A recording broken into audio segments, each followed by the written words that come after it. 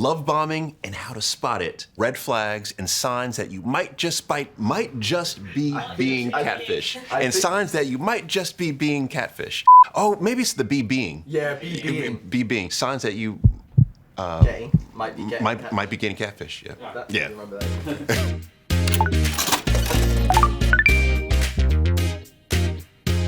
Welcome back to another episode of Dirty Laundry. I'm Paul Brunson, Tinder's expert in relationship insight. This is the show where we dish the dirt on all things dating. And I do mean everything.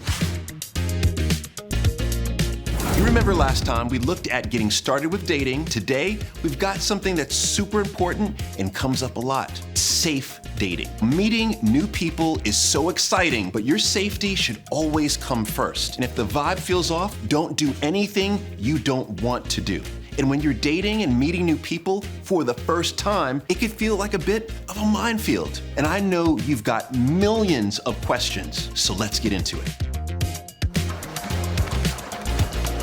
Catfish have been around for a long time. I'm talking about since people were putting out ads in newspapers looking for a partner. Luckily, that means that even though they still exist, we don't have to be fooled by them. Finding excuses to not video chat, asking you to send them money, refusing to send a recent photo, little to no social activity, elaborate excuses for canceling plans with you. These are all calling cards for the online dating catfish. If you suspect that you could be on the receiving end of a scheme, I want you to run what's called a reverse image search on the potential fraudster's photos. This could uncover the identity of the person whose photos they're actually using. Ultimately, trust your instinct. If you feel like something is off, well, guess what? It probably is.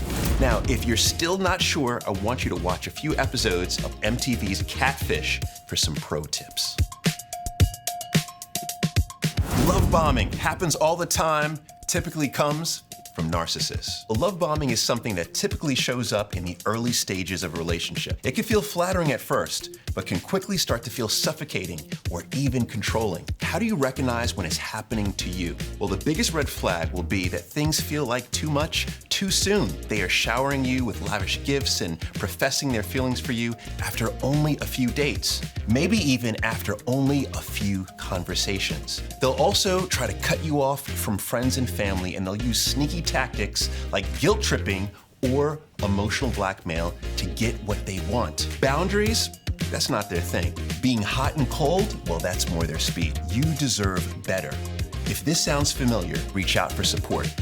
You've got the power to set boundaries and find healthy relationships that are built on respect and equality. If they don't respect that, you walk.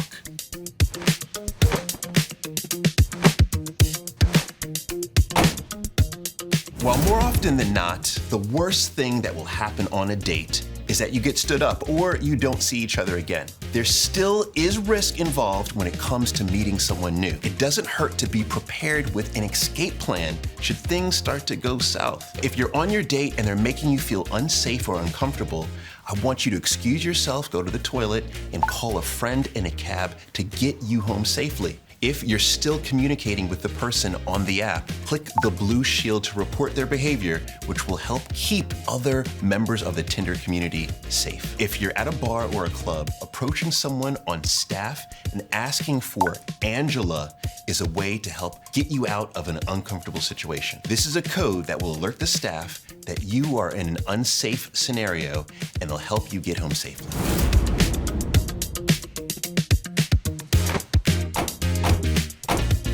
There you have it.